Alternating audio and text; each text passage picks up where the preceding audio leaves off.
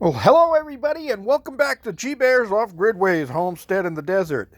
We're over here by the fire pit because I spent mostly all of today burning old records from my corporation days and construction days.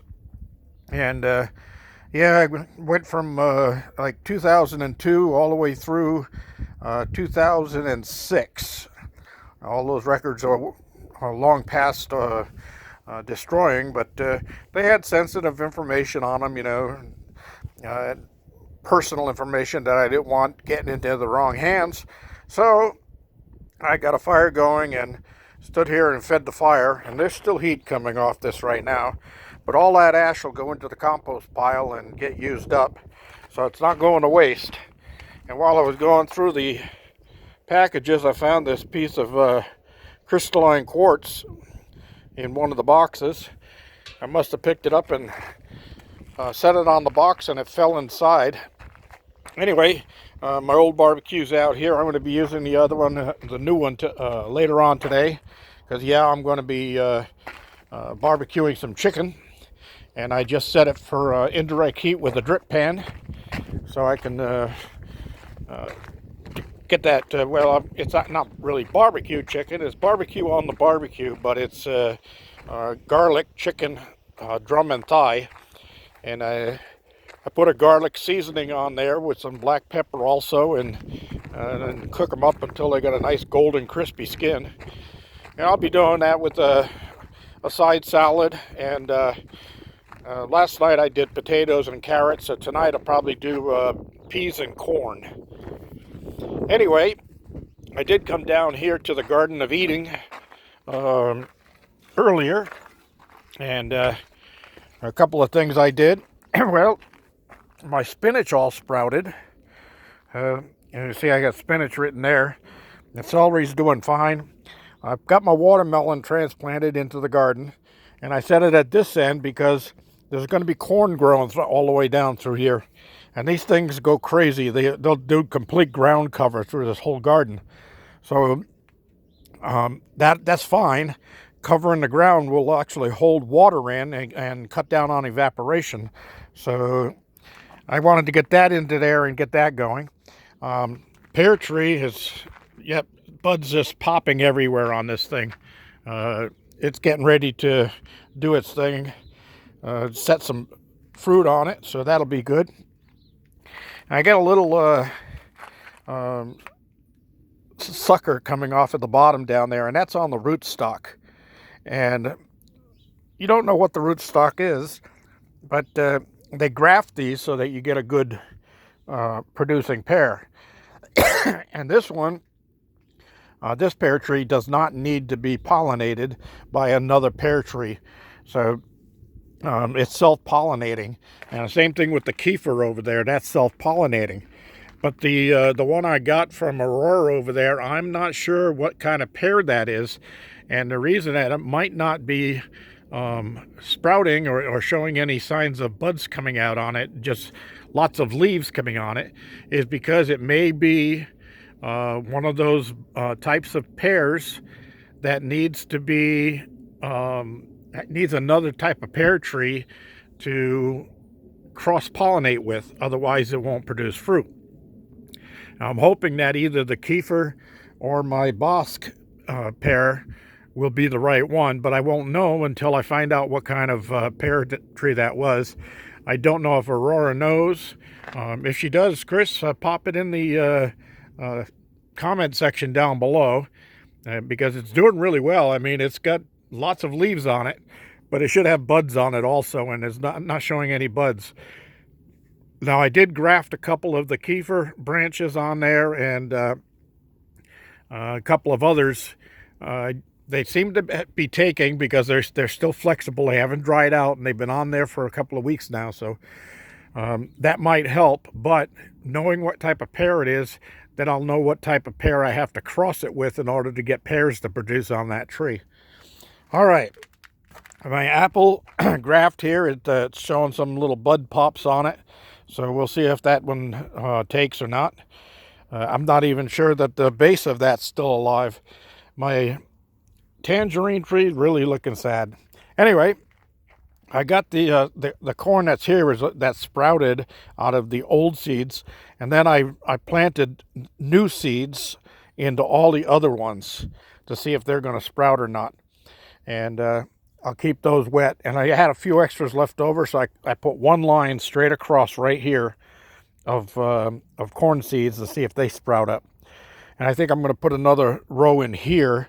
I might just take all of the ones that are sprouted there and run 2 rows of them right behind that other row there, because they're going to come up a lot earlier than the others, and the sun comes from that direction, so they'll be at the back end. They'll be taller, and it'll still allow sun to get to the shorter plants. All right, my cabbage looking really good, really popping up good, and so's my cauliflower over there.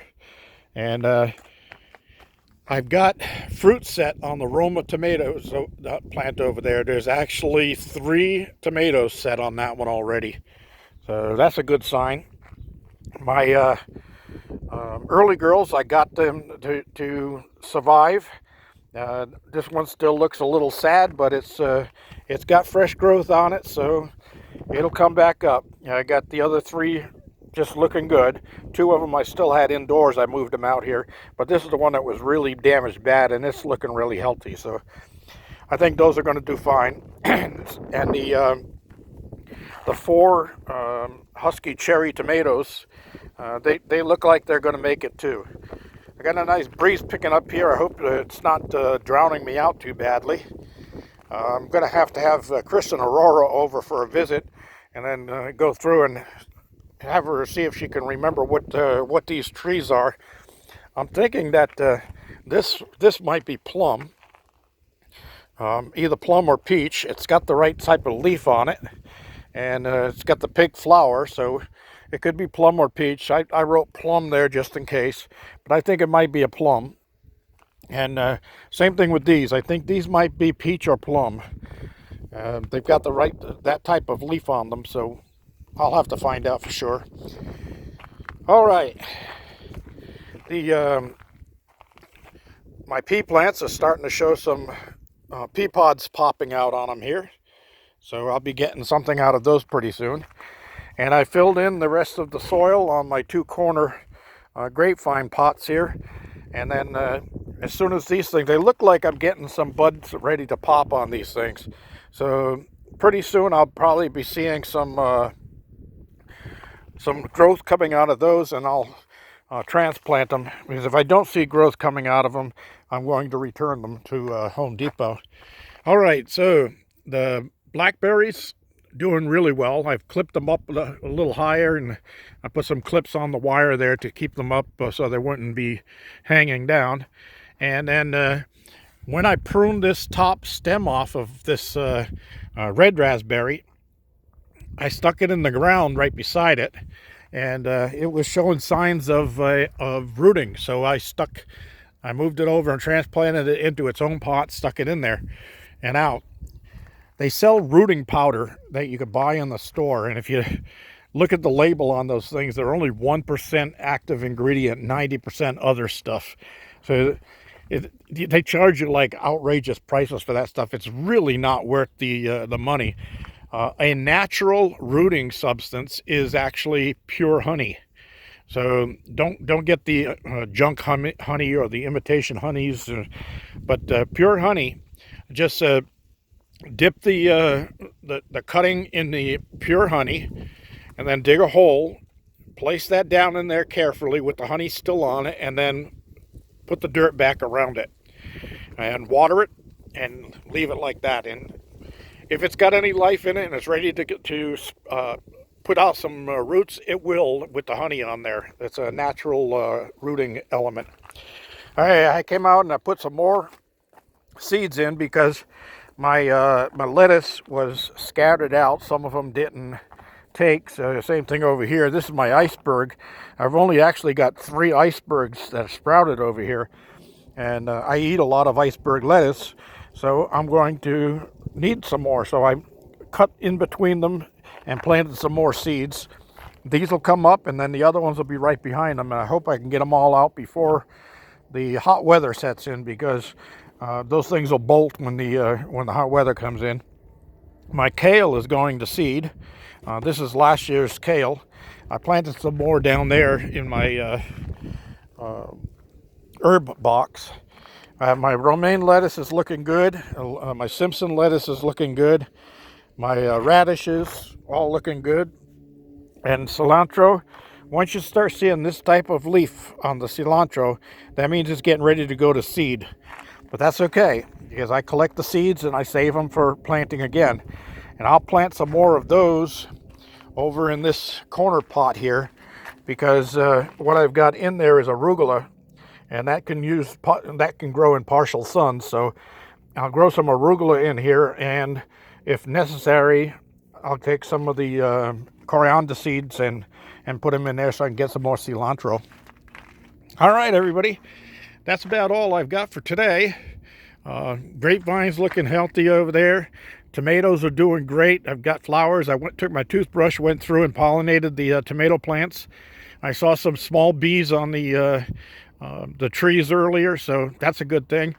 And if this weather holds out, I'm going to transplant the kefir into the ground and let it set root. And then we'll see what goes from there. Now, if that is a plum tree down there, after the grow season on it, I'm going to take a branch off of my peach tree, graft it onto the plum, and take a branch off the plum tree and graft it onto the peach. When you're talking pit fruits, you can graft those and cross breed them so that they'll grow on the same tree. So if I've got plums and peaches growing on the same tree, that'll be cool. And I'll have one on each end here. So I've got enough pear trees around here. Hopefully one of them is going to be the right pear, P-A-R-E, P-A-I-R. It's going to be the right pear to pollinate that other pear tree down there I got from Aurora, and we'll get that one producing some fruit. Looks like next year I'm going to have to prune that one back a little bit, because it's going to grow up and be right up against the top of these grow house. But all my trees, I'm going to dwarf them all by pruning, and I'm going to keep them just high enough to grow inside of this grow house where I can walk underneath them, reach my hand up, and pick even the highest fruit off. That's all there is today. Oh, yep, don't forget this is graft on here. It's still doing something. So we'll see. G-Bear reminding you, give me a thumbs up down there. Don't forget to subscribe if you haven't already. And don't forget to share with your friends. G-Bear signing off.